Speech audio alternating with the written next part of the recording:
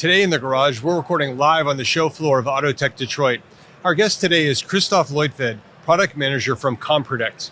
COMPREDICT is helping lead the way with virtual sensors. And in the episode, you'll learn what is a virtual sensor and how it provides upstream and downstream benefits for OEMs and consumers alike. It's almost the perfect application of software-defined vehicles. Let's hear about virtual sensors from COMPREDICT. Let's go.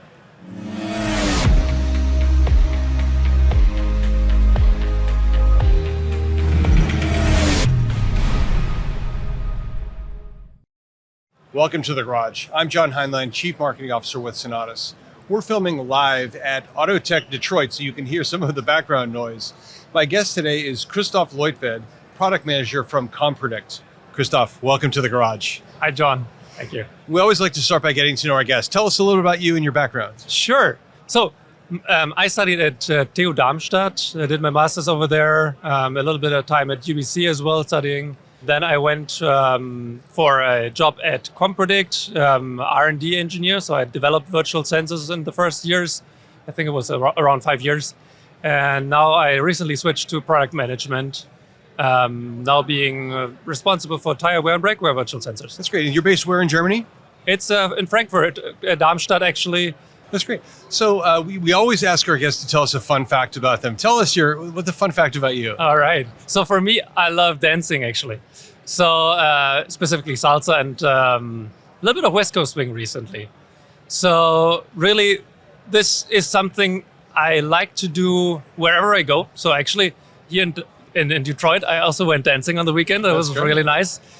It's a little bit like a different language. I don't know if you know that. It is. I mean, it's also universal, right? Yes. You don't have to speak the same language, but you can still dance. This is right. This is the fun. I can go wherever I like. I went on Hawaii as well. I didn't know they were dancing there, but I do. Yeah. It's awesome. I tell you. So I always try to come up with a fun fact back to our guests. I think my fun fact would have to be my wife and I, years ago, we got married.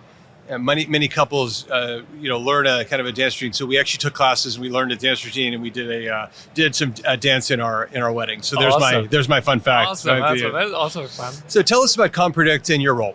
Sure. So COMPREDICT was founded around 2016. Sorry about that. It was a spin-off of the TU Darmstadt, so mechatronics. Back then, we were mostly concentrated on damage estimation gearboxes.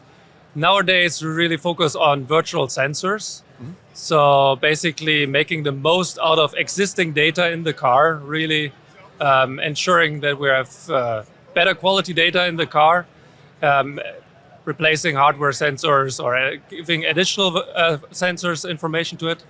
Yeah, and making virtual sensors the gold standard in So you have to start for our listeners to help us understand what the heck is a virtual sensor. This is a strange concept for some people. Yes, Explain it. We get it all the time. John.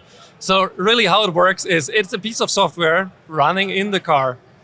It takes all the sensors which are existing in there. So there's a lot of like wheel speeds, accelerations, and so on. So real signals, hardware-based signals. Exactly, in the car, and it smartly combines them to replace hardware or to add additional functionality to it. So it's basically a mix of physical models and machine learning, which makes like your data that you already have more valuable in the car. So deriving different data points from data you already have into new ways. Yeah, you could say really, that. Yes. Really interesting. Really interesting. Yeah. And so what are some of the applications of, can you give us some examples to make it easy to understand? Sure. Let me give you 2 examples, if that's all right.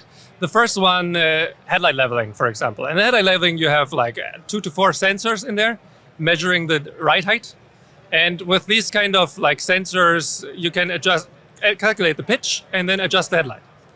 With our virtual sensor technology, we can get rid of those hardware sensors measuring this ride height and just do fully virtual or partially virtual as our customers like, and thereby save costs for the company.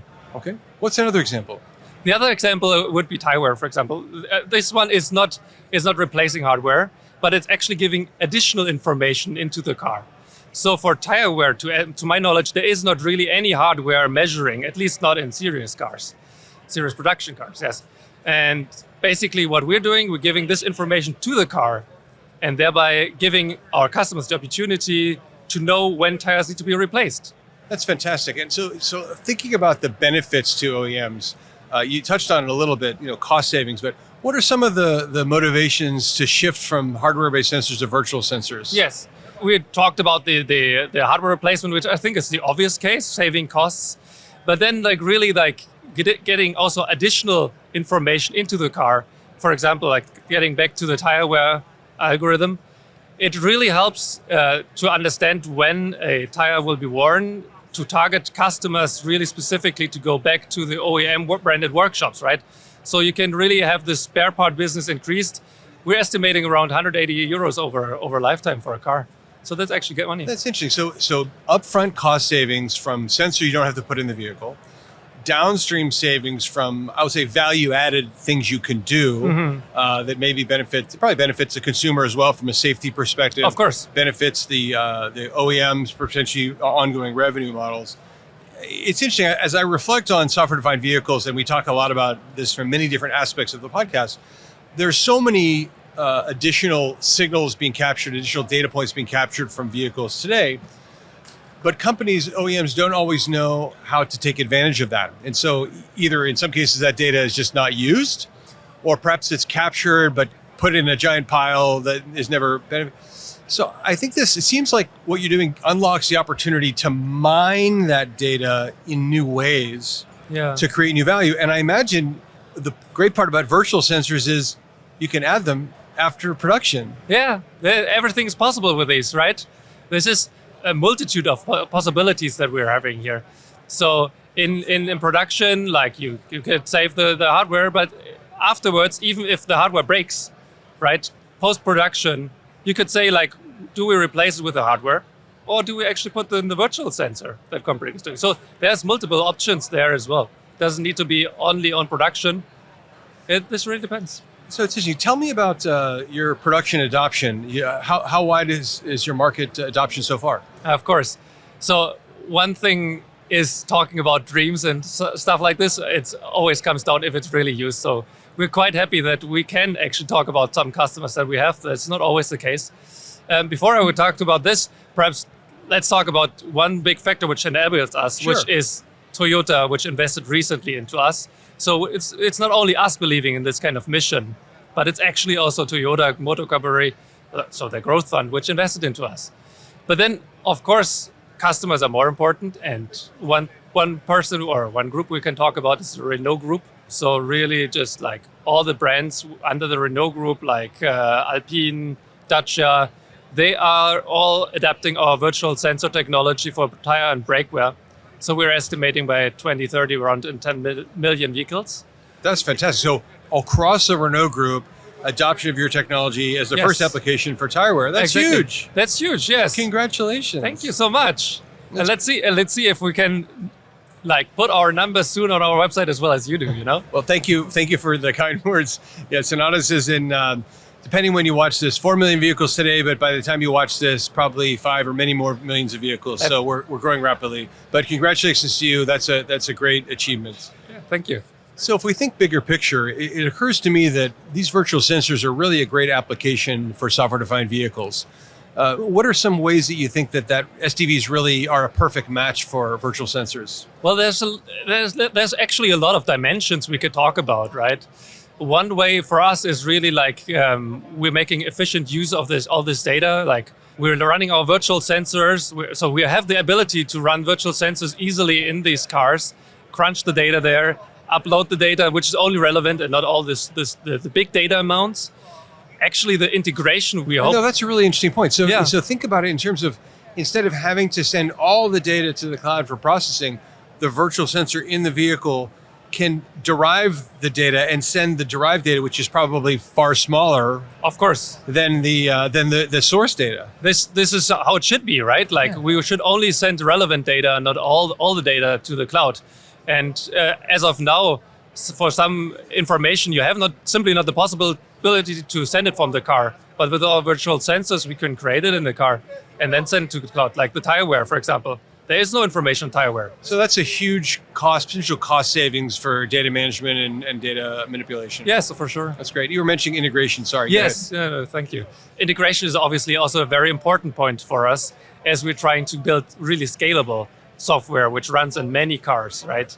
So for us, we don't want to go through all this like points of like integrating in this car with this kind of software interface and this kind of software interface. We really want to have a standardized way to access this kind of data, to put our software in. Optimally for us, we just plug the data, the virtual sensor, and it works. So we believe that in virtual, with the SDV kind of developments, there will be a clear way of implementing our third-party software into OEMs cars without also the hassle of OEMs not knowing how to do that the best, because it's standardized, right? So this is really big for us. Yeah, and that really speaks to the broader question of SDV. There's been a feeling over the past few years that SDV was a buzzword, but people were wondering, was it real or is it just an interesting idea? What I hear you saying is that this and things like it are real applications that can make SDV really valuable and in creating new applications. Yeah, I agree. I think we're one of those many use cases which can make it really helpful, which can make most of the SDV that we're discussing, and it's really an application case, not just a thought about what we could do theoretically, but actually something we can do, and we know already it works. That's fantastic. So Nadas, one of our claims to fame is high resolution data capture, among many other things. It feels like a great synergy with you. We're really excited and look forward to continuing to work with you in the future. We're thrilled for your great success with Renault and look forward to more customer adoption for you coming up. Thank you so much. Thank you for joining us on the podcast. Thank you, John. If you like what you're seeing on this episode, please like and subscribe to see more like it, both from episodes here at AutoTech Detroit as well as from our home studio. Thank you again, and we'll see you in another episode very soon.